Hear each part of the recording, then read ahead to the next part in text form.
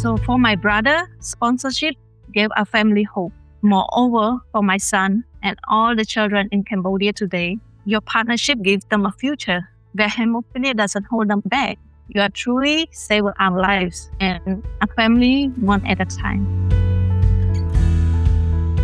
Welcome to Where Hope Begins, the Save One Life podcast, one country, one community, and one life at a time. I'm your host, Kai, and today we're joined by two guests from Cambodia. Rithy, the newly elected president of the Cambodian Hemophilia Association, and Choryee, CHA's Secretary General and Save One Life's own project manager in Cambodia. Rithy has been connected to Save One Life for a long time. He pursued a scholarship himself to finish his education, and that same drive and energy now carries straight into how he leads, with big plans to expand access to CHA's programs. Choryee's connection also runs deep. Her brother was a Save One Life sponsorship recipient for years before he passed away, and she's now raising a young son who also has hemophilia, all while working full-time and pouring her passion into growing CHA's reach. Cambodia is a country that has survived almost more than any nation should have to, and rebuilding hemophilia care here has meant rebuilding trust and community almost from scratch. And few people embody that rebuilding more personally than our two guests today. Welcome to the podcast, Rithy. Yes, hello Kai, and thanks for having us on the podcast Save One Life. Absolutely, and welcome to you as well, Choryee. Thank you, Kai, for having me. I am very delighted to be here today. Well, it's wonderful to have you. I know you guys are 11 hours ahead of me. You're at the end of your day, and I'm just beginning mine, so I really do appreciate you being here. So, Rithy, let's start with you. Before you were ever a leader in this space, you were connected to Save One Life for years. How did that relationship begin? Thanks, Kai. I would like to introduce myself again to the audience. Yes, my full name is Chanthearithy. You can just call me Rithy. Okay, so I'm a hemophilia B, and then you know what? I will officially become the lawyer next year as well. So if you want to know how, yes, keep just listening to this podcast. It will help. So back to the question. Thank Kai for the question. So actually in 2014, I was elected to be one of the WFA Youth Fellow to join the World Congress, and at that time, I get to know Laurie, and about Save One Life as well. After that, in late 2014 as well, so Tim, her name is Martha, and she has come to Cambodia, and we were getting to know each other about Soul Project. In 2015, I have applied for my university scholarship fund from Save One Life, and also continue my master degree, and it finished by 2017.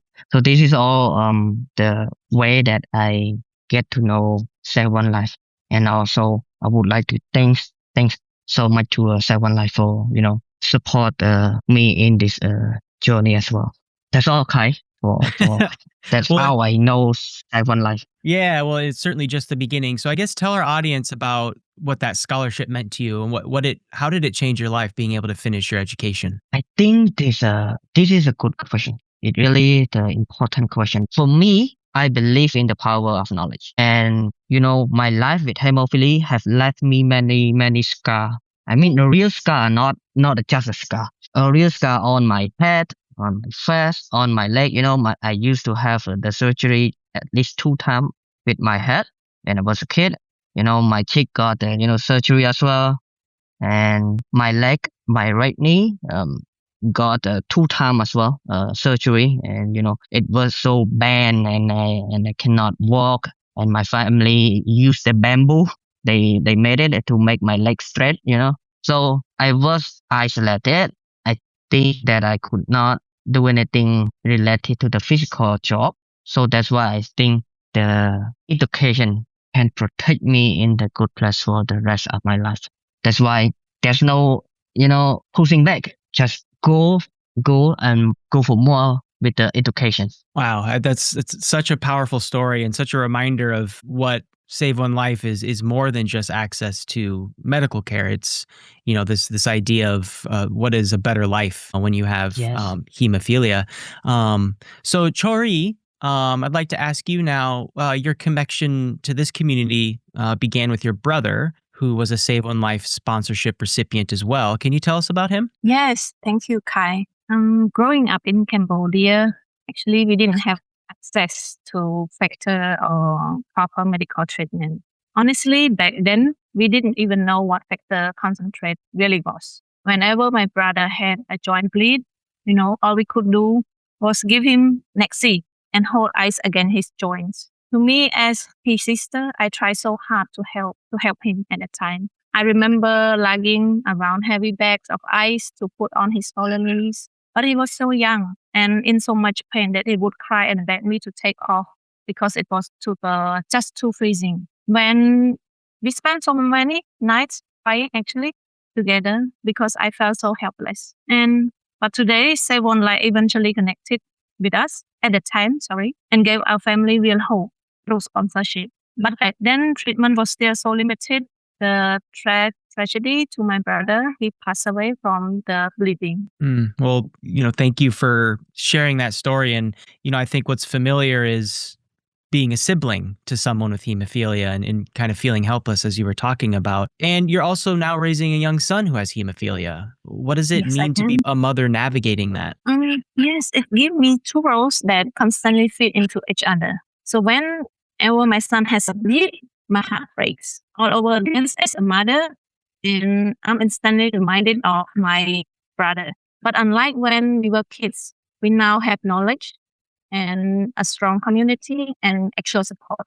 So every time I hold my son, I'm reminded of why I'm doing this work. I'm fighting to build a world where he and every other child in Cambodia living with hemophilia can grow up safely, walk without pain, go to school, and live a full, beautiful life. Yes, and that's so well said. And we'll get to your work with Save One Life and in Cambodia, but we'll go back to you, Rithy. You've been newly elected as the president of the CHA. What does stepping into that role mean to you after being part of this community for so long? I think being elected as the president, it meant a lot to me. It's like a dream come true once, Seeing this is also was one of the reasons that I, have written in my application form when I applied for the scholarship fund from Savon Life. So it's one of the reasons because I want to, continue improving my community. I know how it feels. So that's why I said it meant a lot to me. So in that year, 2009, I also decided to be, a volunteer. You know why? Because I want to learn more. And I move on from volunteer in association to the admin administrator, and then go on for the finance, treasurer.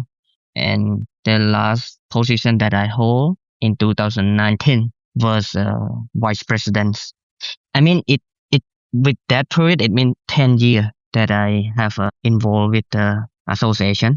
And that 2020, the COVID come. So yeah, been silence, and then the new leader take a roles in that association. So I believe that it does not start from any other people. It start from us, from me, and I think that this role is really important to me, for my community, for my hemophilia patient as well. And that's all. Wow. Well, again, congratulations, again to your new election. And I guess from your point of view, now that you're president, what do you want most to expand, during your time as president? What do you see as maybe the most important thing that you can be doing? Actually, we know that our association, we have our own mission and own vision as well, right? So I think we can continue that.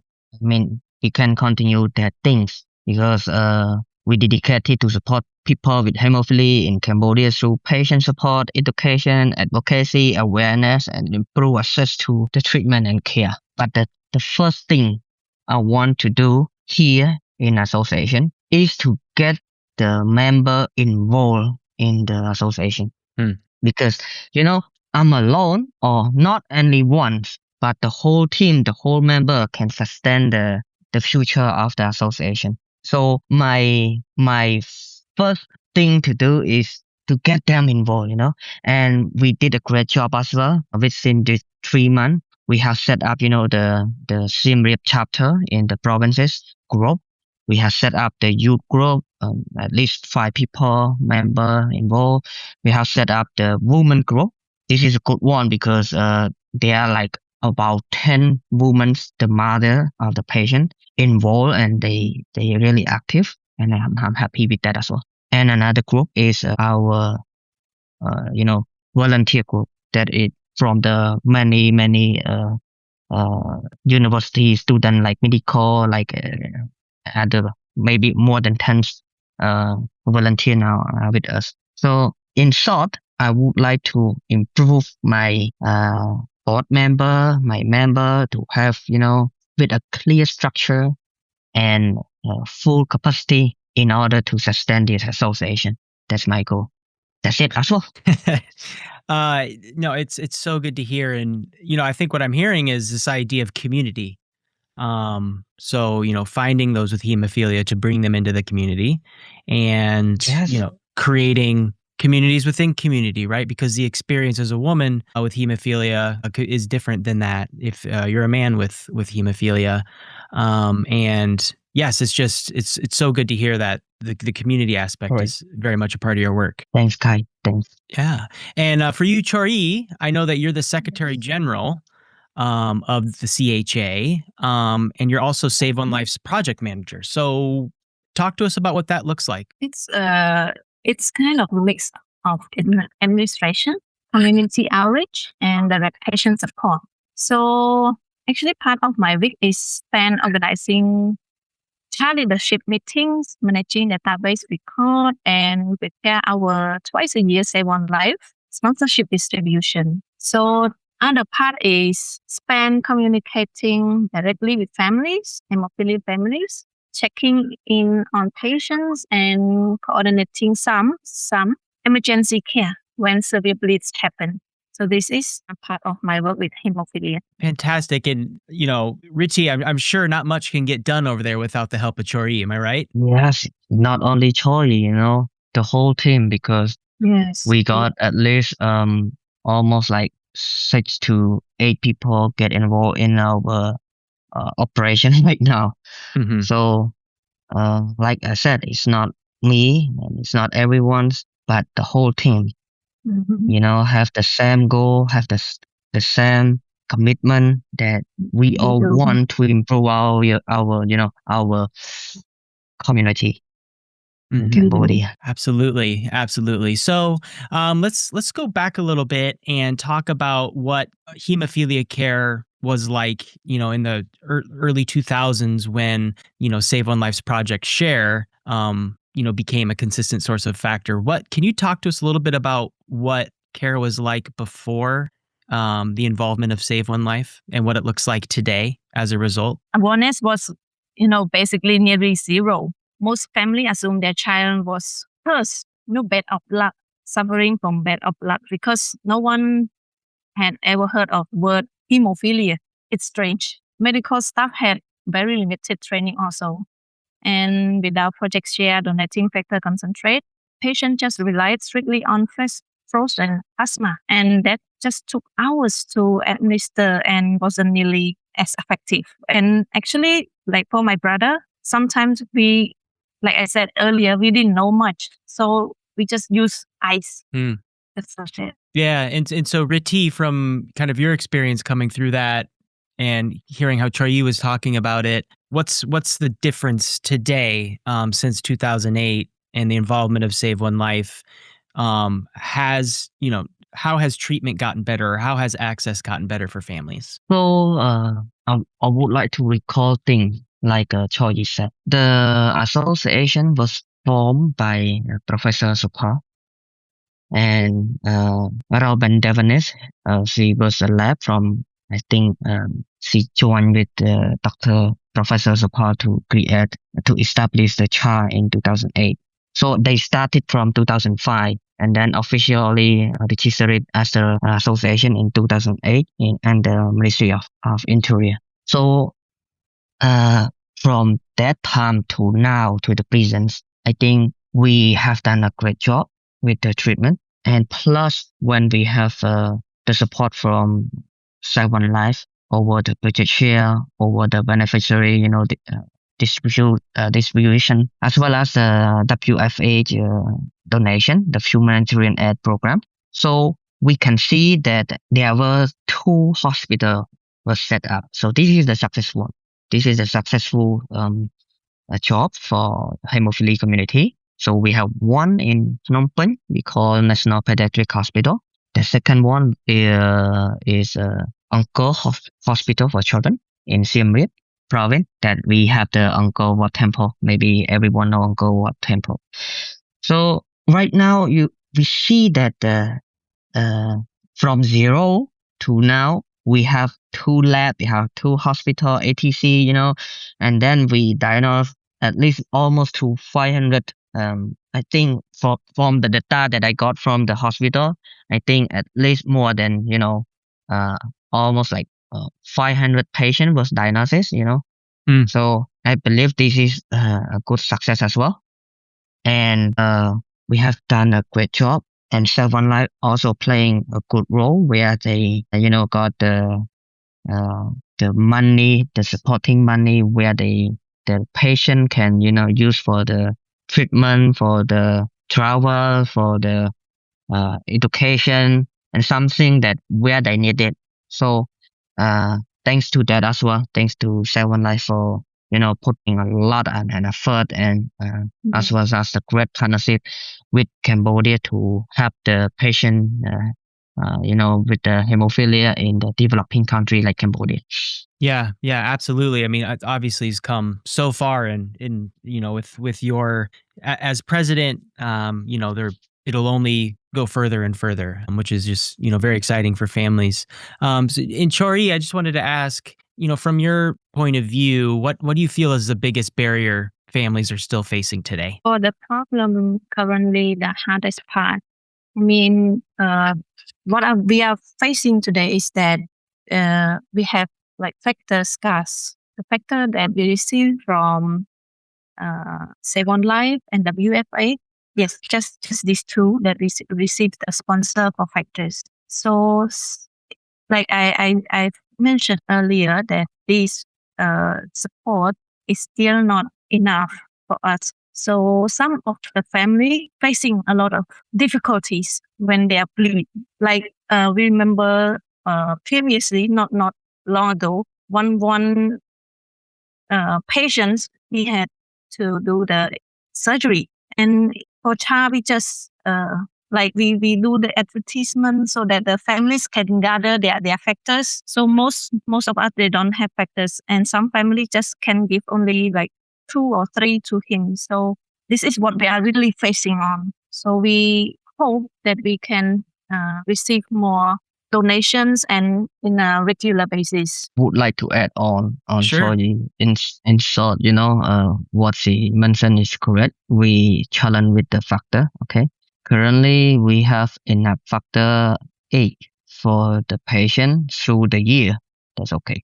But for hemophilic B, example me, I'm hemophilic B. Okay, so we are challenged with the factor, and mean that when it come with a small amount where we can use only 1 to 3 months, and 9 months ahead they gone, Mm-hmm. So we need to live and be careful, when we do not have factor. This is the first, maybe we start as the factor challenges. Okay. The second challenge is about when we only, like I mentioned earlier, we have only 2 ATC hospital. Yes, that's correct. Hemophilia treatment center. So those are for kids from until they are 14 years old, something like that. So in Cambodia right now for adult treatment, we do not have it yet. Okay, so I think this is the biggest challenge as well, because you know why? When we grow up, we right now we just go for the kid hospital, and we still their bed. That's how we face with the challenges. And the awareness. I mean, the patient, the family, they still have the limited knowledge on how to manage the hemophilic for the kid, and the patient as well. They still do not know about the hemophilia deeply. That's why sometimes, you cannot just say, I'm relying on the factor only to survive, to have my good health. No, it's not only that part. It's not only that factor, but the other thing as well, where we need to protect, where we need to know, where we need to improve our health through, exercises or something, where we can do for our health. I think this is things that we face with currently. I think I raised 3 points. Yeah, one factor. Yes. One is the ATC for adult treatment. One is, the awareness about hemophilia from the family or the patient perspective. Absolutely. And, thank you for that. And thank you both for being here.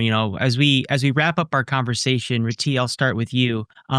What's your message of hope for those listening, and what does, sponsorship mean for you? Hi everyone, I guess.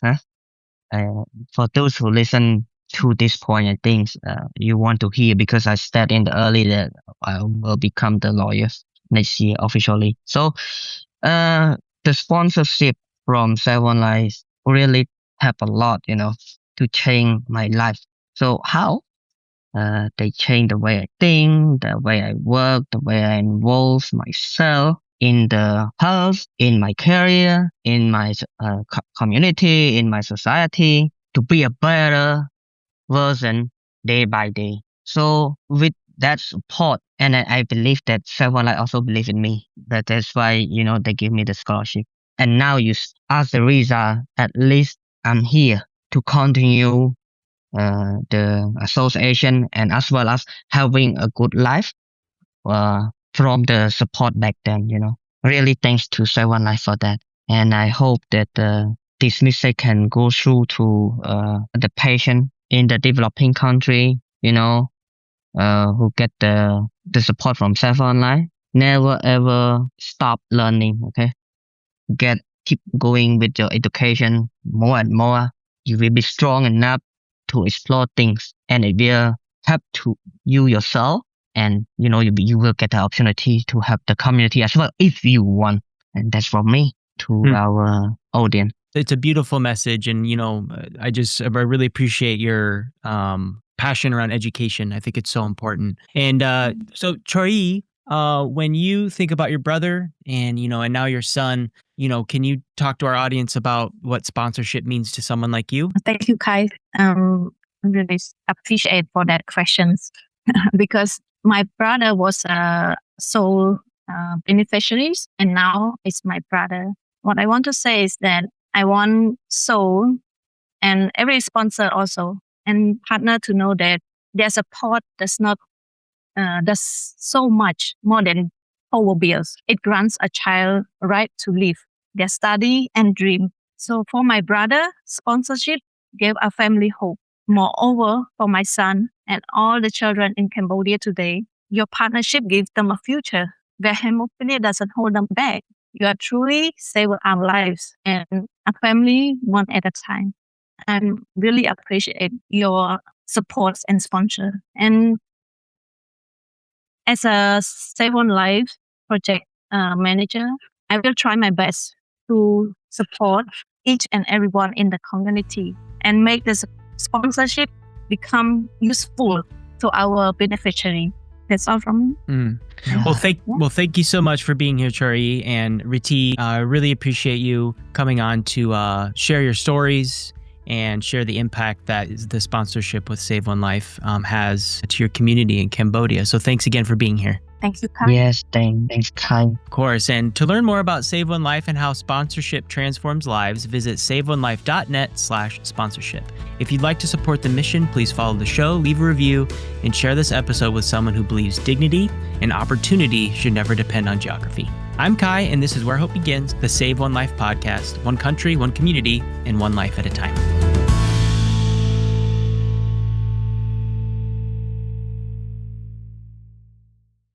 Thank you for listening to Where Hope Begins, the Save One Life podcast, because when one life is supported, generations can be transformed. Presented by Save One Life in partnership with Balancing Life's Issues. Produced by me, Kai. Got an idea for the show? Send me an email at kai@balancinglifesissues.com. Did today's story move you? Sponsor a child at saveonelife.net/sponsorship. Anything else to add, Miles? Yeah,